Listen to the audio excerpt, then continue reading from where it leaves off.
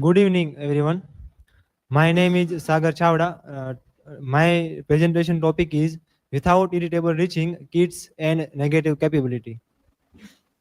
These are my academic and presentation details. This is the table of contents, research question and hypothesis. My research question is how does negative capability function as more than a psychological state evolving into a coherent ethical and aesthetic principle that governs kids' poetic language and his conception of the artist's role in the world. My hypothesis is Keats' negative capability is an active artistic discipline requiring the separation of the self to achieve a deeper, more empathetic understanding of reality. This principle is not only visible as a theme in his major points but is structurally embedded in his diction and syntax, representing a deliberate ethical choice to favor objective beauty and sympathetic engagement over the assertion of a dogmatic, subjective truth. Introduction. Keats' philosophy of uncertainty. It is more than a mood. It is not merely a passive state of doubt, but an active, disciplined artistic practice. It requires the poet to negate their own personality to achieve a more profound and objective perception of the world. The foundational movement, a letter to his brother. This is the letter where negative capability emerged, and in this letter, John Keats wrote to his brothers, and in which he wrote, "At once it struck me what quality went to form a man of achievement." By this, a man of achievement, he particularly mean William Shakespeare, in literature and which Shakespeare possessed so enormously. I mean negative capability. This is where he mentioned the term for the first time. That is, this is what he mean by negative capability. That is, when man is capable of being in uncertainties, mysteries, doubts, without any irritable reaching after fact and reason. He describes several qualities that go to form a man of achievement, especially in literature. In chief of which was negative capability. The Shakespearean idol. For kids, William Shakespeare was the ultimate exemplar of this quality. He saw Shakespeare as possessing a chameleon nature, able to inhabit a vast range of human experience without imposing his own personality or moral judgments. That we can see in the plays of William Shakespeare, that he many times and creates many characters that are still relevant today, but most of them and all of them uh, described different characteristics and psychological traits. A man of achievement, this is the egotistical sublime. Keats implicitly contrasts his ideal man of achievement with the poetry of his contemporary William Wordsworth. This is Keats' term for a poetic mode where the powerful, subjective self of the poet dominates the poem. In this mode, the world is filtered through and moralized by the poet's lens rather than being presented in its own objective reality. That is the most important question and perspective that William Shakespeare uh, does not have, and William Wordsworth has. He presents his own views of nature in his poetry, whereas Shakespeare do not identify himself with any of his characters. So these are two modes of creation. This contrast establishes two fundamentally different approaches to art. One that projects the self into the world, just like Wordsworth, and one that allows the world to impress itself upon a negated, receptive self, just as Keats and Shakespeare.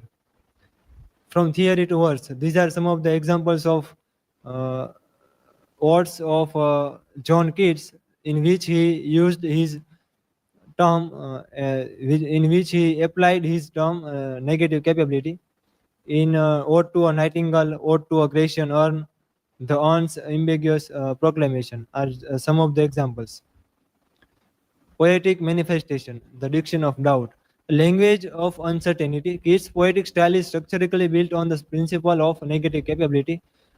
Nathan Comfort Starr's analysis reveals a poetic diction rich with words that create ambiguity, half states, and unresolved paradoxes. Key lexical fields. In most of Keats' poems are filled with words such as half, shadow, dream, never, no, nor, and fading like a pale, faded and dissolves that suspend uncertainty. Syntax of suspension. The very grammar of his sentences often holds the reader in a state of supervision. Long, complex clauses can delay the final resolution of a thought, mirroring the speaker's own immersion in mystery rather than a drive toward a conclusion.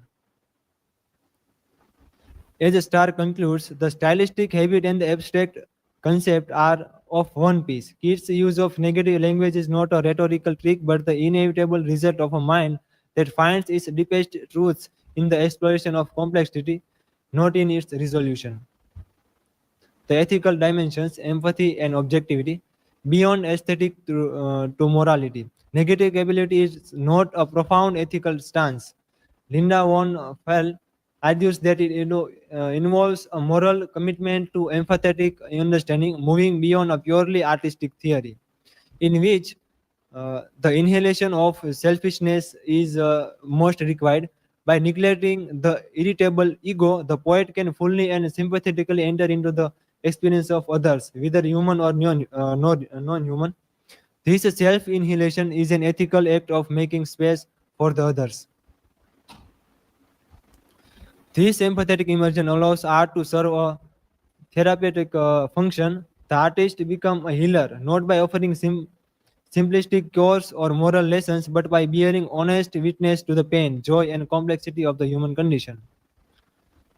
Ultimately, negative capability proposes an ethics of receptivity over assertion. It argues that the most moral artistic act is to present the world in its true mysterious complexity, trusting the reader to find their own meaning.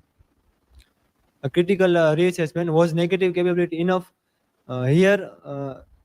In the later years of his life, John Keats came up with a new theory which he called the Vale of Soul-Making.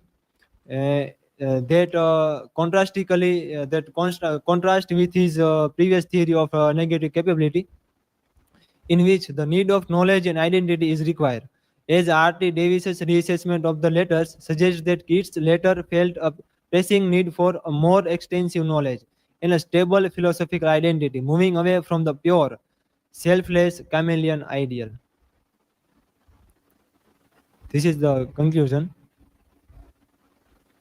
While Keats himself may have wrestled with its sufficiency, this internal struggle between passive receptivity, that is, in negative capability, and active identity formation in the Vale of Soul-Making is precisely what gives his poetry its extraordinary depth and dynamism. These are my references. These are my learning outcomes. Thank you. If anyone has any question.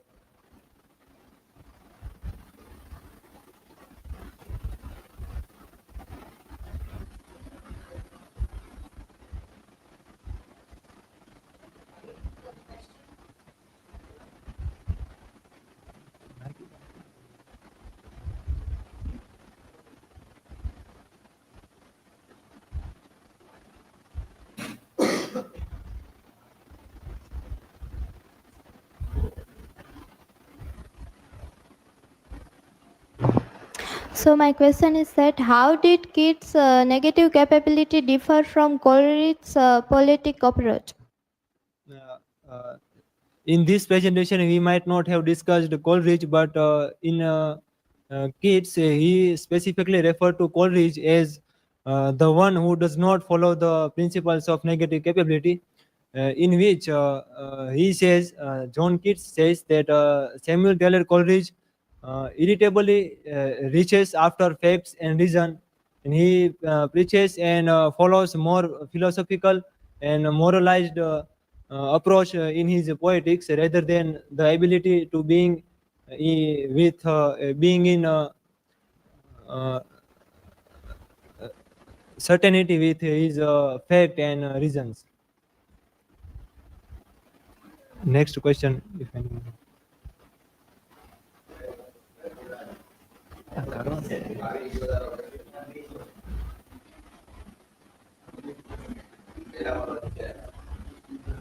બીજો નાખે તો.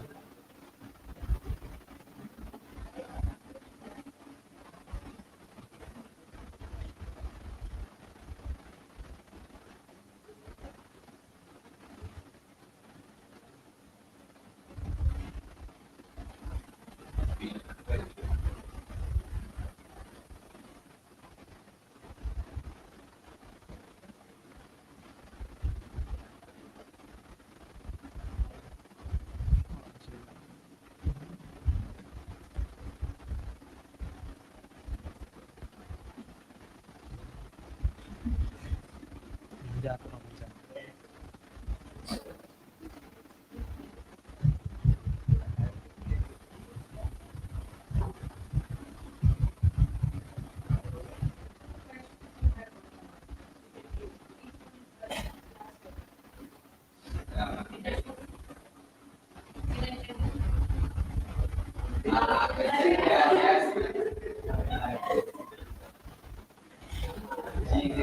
હા ઈ જ છે હવે, હા બે.